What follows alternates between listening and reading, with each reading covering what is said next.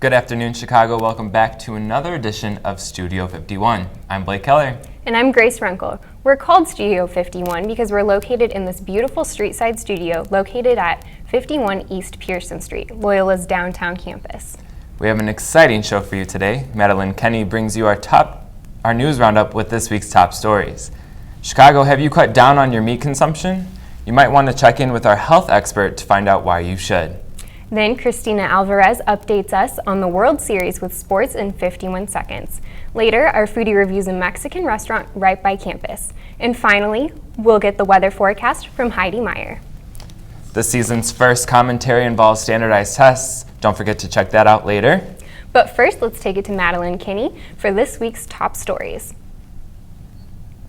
Thanks, Grace. Mayor Rahm Emanuel is celebrating sweet victory. The Chicago City Council has approved his whopping $588 million tax hike. The aldermen voted 35-15 in his favor. The budget plan calls for the largest property tax increase in Chicago's history. For the average Chicago homeowner, this means a $500 hike in property taxes per year, but not all at once. The plan will be implemented over a 4-year period. The reason for the tax increase? To pay the pensions of firefighters and police officers, and some of the money will go to improving Chicago's public schools. Continuing with Chicago politics, former U.S. House Speaker and Illinois Congressman Dennis Hastert pleaded guilty to breaking federal banking laws. According to the investigators, Hastert admitted to withdrawing $1.7 million of hush money to pay someone he had wronged in his past. Hastert has been charged with 1 count of eluding bank reporting laws. He faces up to 6 months in jail. His sentencing will be in February. It's still a mystery as to who he has wronged and under what circumstances. Florida Senator Marco Rubio took center stage at Wednesday night's GOP debate. The debate focused on economic policy, but plenty of fingers were pointed at Hillary Clinton. The main clash of the night was between Jeb Bush and Marco Rubio. Bush criticized Rubio for his number of absences in U.S. Senate. Rubio fired back, blaming Bush's attack as a political move by a struggling candidate. There were no surprises with Republican frontrunners Ben Carson and Donald Trump. The next GOP debate is set for November in Milwaukee. Back in Chicago, the merger trend with drug stores continues. On Tuesday, Chicago-based Walgreens announced its plans to buy Rite Aid for more than $17 billion. The two companies combined will have nearly 13,000 stores. This comes a few months after CVS bought more pharmacies from Target. The merger is awaiting federal approval. You've probably seen that video of South Carolina police officer Ben Fields forcibly removing a student from her math class. Fields was fired Wednesday, and according to South Carolina Sheriff Leon Lott, the officer's actions ignored proper department procedure. The FBI is investigating this as a civil rights issue. And finally, the case of that military blimp is over. The blimp was carrying a lot of surveillance equipment and dragged a long tether, which caught onto some power lines, causing blackouts. After a few hours, that blimp landed in 2 pieces near Harrisburg, Pennsylvania. No injuries were reported. That's it for your news summary. I'm Madeline Kenny. Back to you guys at the desk. Grace, how often can you say that a big blimp goes rogue and no one's around to catch it? In my lifetime, never, but as you can see, anything can happen. And I'm just glad everyone in Pennsylvania is safe and sound. Well, we all know bacon isn't great for you, but a new study says it's worse than what we thought. Morgan Christian tells us about that and more in this week's Health Corner. Morgan? Thanks, Grace. Thanks, Blake. The biggest health story this week is not only about bacon, but also about eating processed meat. The World Health Organization, or WHO, released a stunning report on Monday, claiming that eating processed meats like hot dogs, ham, and bacon raises the risk of colon cancer. The WHO in the same report said that eating other red meats also raises a cancer risk. Attention all young football players, new guidelines are out from the American Academy of Pediatrics. Their goal is to improve safety. The guidelines released Sunday include zero tolerance for head-first hits, offering alternative non-tackle games, and making sure athletic trainers are on the sidelines. And what can American women do to minimize their risk of breast cancer? According to a new report for the New England Journal of Medicine, getting regular mammogram screenings may not be enough. Doctors often discover breast cancer only after it has spread to other parts of the body. In fact, the rate at which doctors do so has held steady at nearly 20% for decades. This suggests that early screenings can't prevent the most dangerous forms of the disease. The report comes 1 week after the American Cancer Society says most women should get their first screening at age 45, not 40 as was previously recommended. That's all for today's health update. I'm Morgan Christian. Back to you at the desk. Thanks, Morgan. Well, we all know the Cubs got beaten by the Mets, but those New Yorkers are not doing too well. Who are you rooting for in the World Series? Let's check in with our sports guru to see how teams are doing in the World Series and more. Here's Christina Alvarez for sports in 51 seconds. Get ready, Christina. The clock starts now. Thanks, Blake. Well, the Kansas City Royals are dominating the World Series. They creamed the Mets 7-1 on Wednesday night and now lead the series 2-0.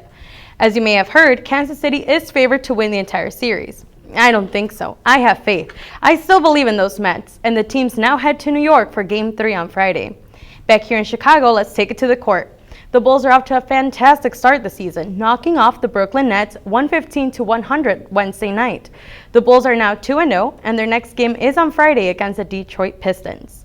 Meanwhile, the Blackhawks are on a roll. Despite not having Duncan Keith, the team has won its last 4 games and hopes to continue the streak tonight in Winnipeg against the Jets. Finally, the Bears are back this Sunday against the Minnesota Vikings. Alshon Jeffrey is expected to play. We pray the Bears can get a win and salvage what has been an extremely disappointing season. That's all for sports. I'm Christine Alvarez. Back to you, Blake and Grace. Thanks, Christina. Well, Blake, I'll be crossing my fingers for a win for the Bears, but I won't be holding my breath. I don't think I'll be holding my breath either. Coming up, our foodie travels to another Mexican restaurant around our downtown campus. And what's the trick-or-treat forecast look like for this weekend? Heidi Meyer will give us the weekend weather outlook. All that is coming up after this short break. I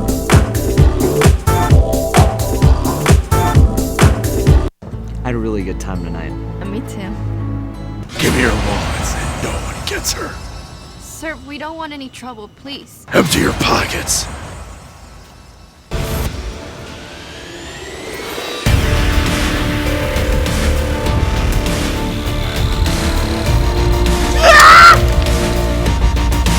Wow. Those knitting lessons really paid off.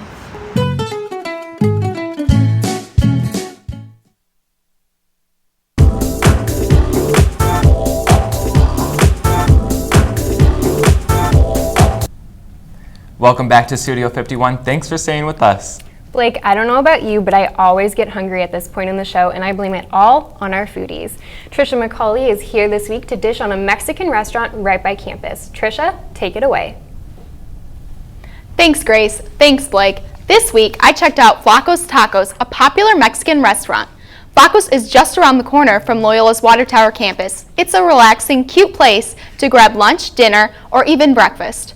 I went there for dinner and ordered a chicken quesadilla, al pastor tacos, and of course, chips and salsa. The chicken quesadillas were delicious. In fact, all of Flacco's food is fresh and homemade, and you can taste that with every bite. I also tried the al pastor tacos, which come with pork, fresh pineapple, cheese, onions, and salsa in a corn tortilla. They were very tasty, and the pineapple gave the tacos an interesting flavor that I've never tasted before. The salsa was the perfect amount of spice that left a tingle on my tongue. For my meatless friends, Flacco's also has vegan and vegetarian tacos. Flacco's is very affordable. My quesadilla was under $5 and the tacos were $2.50 each. Flacco's has specials every day of the week, and a crowd favorite is Taco Tuesdays, where you can get the taco of the week for just $1. Flacco's has several locations throughout the city, with a new one opening up near Loyola's Lakeshore campus. Long story short, good Mexican food, good service, good value, but if I have one criticism, the place is just too small. Nonetheless, if you like Mexican food and want to grab a quick place to eat, you won't regret going to Flacco's Tacos. For Studio 51, I'm your foodie, Trisha McCauley. Thanks, Trisha. First, Velvet Taco, and now Flacco's Tacos. Blake, I think the Studio 51 foodies have all gone taco crazy, but that's not necessarily a bad thing. And honestly, my favorite food is Mexican. How could you not like Mexican, right? Right.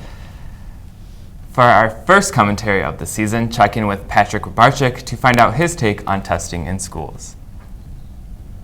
True or false? A study of the nation's big city school districts, K through 12, says students take more than 100 mandatory standardized exams.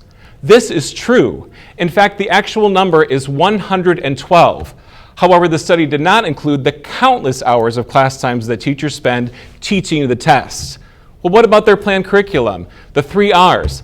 Not to mention, results from these tests don't come for months after they are taken. The time lag often means teachers begin a new school year not knowing where the students need to improve. How is this helping? And if a teacher's job isn't difficult enough, the emphasis on standardized tests leads to more stress for themselves and the students. And the teachers receive performance evaluations based on how well the kids do on these tests.